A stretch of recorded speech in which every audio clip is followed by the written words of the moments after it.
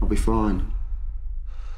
Promise you. Hey everyone, Daniel and Chris here from IGN. Now we're here with a review discussion of a film that you saw recently at the London Film Festival. That's 71. 71? Yeah, so that's apostrophe 71, the year 1971? Set in the year 1971. So this is about the Troubles in Northern Ireland, quite close to home here. Is it a film that you can do a quick synopsis on, or is it too difficult? It's quite complicated, the first few minutes of the film, but they kind of set the scene. Okay.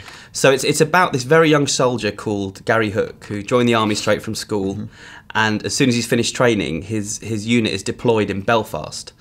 And they are way out of their depth, these youngsters, the army themselves.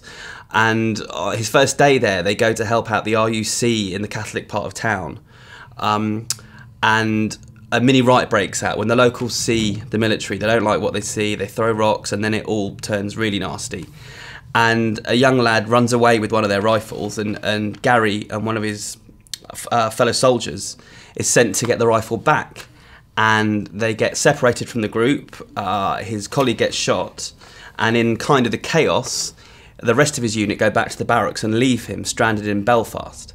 And so the rest of the film is kind of like a survival horror, almost, about this one guy trying to survive however long he needs to. So does it almost kind of play out in real time? Or is not really, but it's a very narrow focused time frame. Okay. Yeah, it's kind of a 2 days and a night. Okay. Where he's stuck there and he's just trying to survive. So with that setup, they're able to kind of set out all the scenes of all the complications that are happening in that city at the time between the Catholics and the Protestants, the British Army, and both of those sides, and then within both those sides, kind of the paramilitary factions that are fighting themselves. Okay, so hearing you describe that movie there, and you could read that as being quite glib, almost like a setup like a Dread or a Die Hard, kind of like, here's a very focused adventure. But how deep does it go into the actual social, historical issues?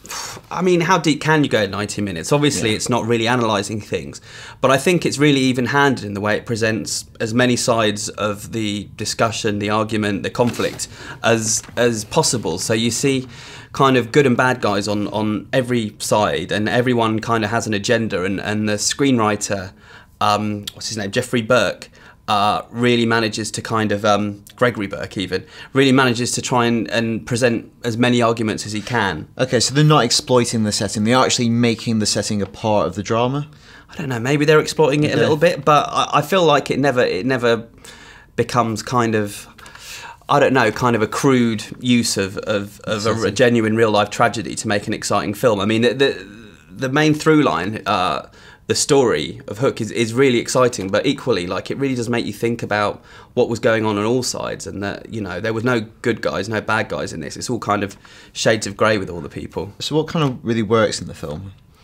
I think the dialogue is really good all the way through. I mean, I use a quote in my review, which I won't say here because there's a lot of rude words in it, but cleverly, it's a good line. Yeah, it's a good line, and I don't know, he really kind of cleverly sums up the craziness and the insanity of that particular conflict, but also like, it's very believable, the dialogue between the young men who really are out there fighting for a cause they don't really understand, which I think was true of a lot of people at the time. Certainly in this year, 71, which is before it really all properly kicked off. It was the next year when Bloody Sunday happened and a lot more deaths happened. And equally, the acting is really good in it. We've spoken about Jack O'Connell a few times. He's a real rising star of British cinema, and soon to be like, well, international cinema. Yeah, I think so, yeah. So people best know him probably from Skins, but this year he did Start Up. He was in the 300 movie, and with this, and he's also got, the Angelina Jolie movie Unbroken, which, I don't know, the performance in this and Start Up are as good as anything you'll see this year. Like, he's absolutely brilliant because he's this real tough bloke, and yet at the same time he can be really vulnerable. And I tell you who he reminds me of is Tom Hardy, like a young Tom Hardy that can do both those things at the same time, which isn't easy at all. Yeah. And some of the other actors are really good in it. Sean Harris, who always plays plays a psycho in this film as well. You know what you're going to get with him. Yeah. But there's someone you really like. It's a little kid, isn't there? Yeah, I need to check it. He's Corey McKinley.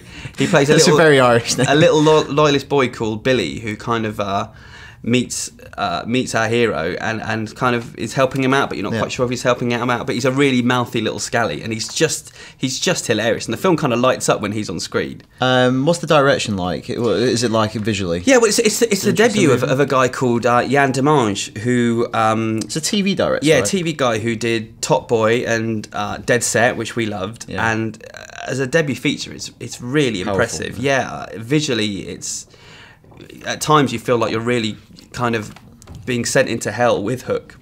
Excuse me. And his cinematographer as well does a really interesting thing where he shoots all the daytime scenes in 16mm, so it feels kind of broad and wide vistas of Belfast, and then when night sets in and the real horrors begin, it turns to digital, and so it's got this kind of sense of claustrophobia and chaos, the chaos that kind of envelopes Hook is something that kind of you feel a part of on screen, and in that way it's similar to the Bloody Sunday movie, if you ever saw that, the Paul Greengrass film. There are similarities in kind of the narrow time frame and the jerky handheld camera, and that there are similarities there, which is a compliment because Bloody Sunday is bloody amazing.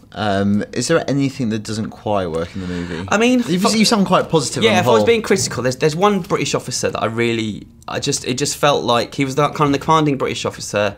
He was posh, talked with plums in his mouth, and he just seemed like a bit of a caricature. Okay.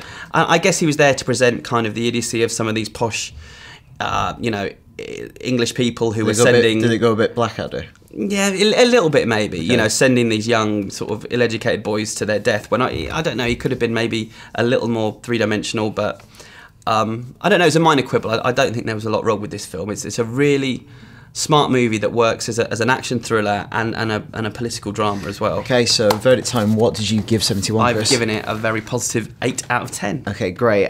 For everything on ethno-nationalist conflicts, you probably want to go elsewhere. But for movie review, stay right here on IGN.